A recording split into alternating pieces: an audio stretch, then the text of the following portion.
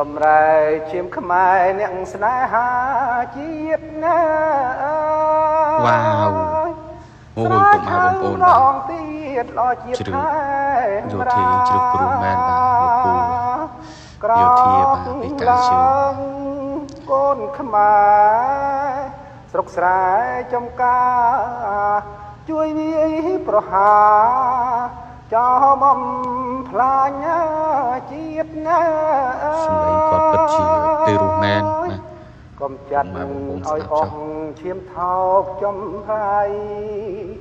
កុំបោះ សម្រែកឈាមខ្មែរ អងដៃស្ងៀមត អ្នកស្ ទៅ នេហាជាតិ ទៀត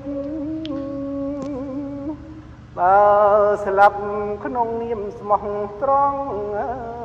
ត្រង់ជាតិស្លាប់10ដងទៀតរឹតតែប្រសាបាទសូមជូនពរដល់សប្បុរសជនបាទដែលបានឧបត្ថម្ភដល់រូបខ្ញុំបាទមានអីតែជូនទេមានតែចម្រៀងមួយបទនេះ